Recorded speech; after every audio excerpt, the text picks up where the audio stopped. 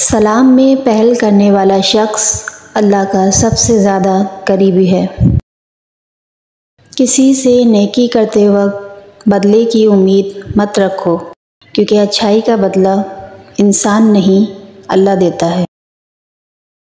ایمان اور حیا دو ایسے پرندے ہیں کہ اگر ان میں سے ایک اڑ جائے تو دوسرا خود ہی اڑ جاتا ہے۔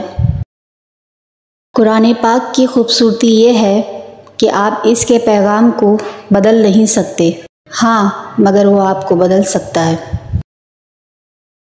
جب رب راضی ہونے لگتا ہے تو بندے کو اپنے عیبوں کا پتہ چلنا شروع ہو جاتا ہے، اور یہی اس کی رحمت کی نشانی ہوتی ہے۔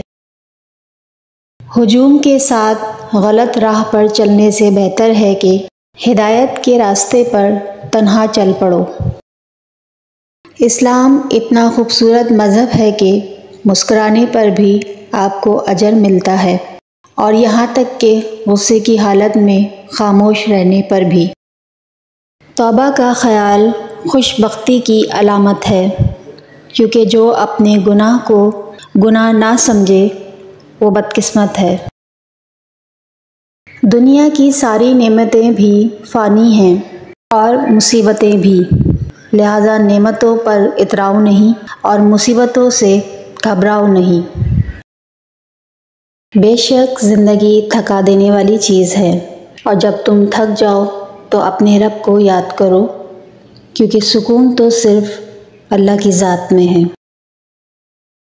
شرک کے بعد بدترین گناہ اللہ کی مخلوق کو تکلیف پہنچانا ہے۔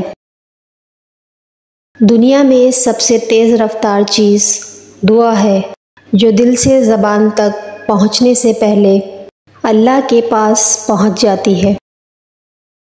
اللہ کے آگے جھکو، اللہ کسی کے آگے جھکنے نہیں دے گا۔ سجدے کی توفیق ملنا رب کی نعمتوں میں سے ایک نعمت ہے۔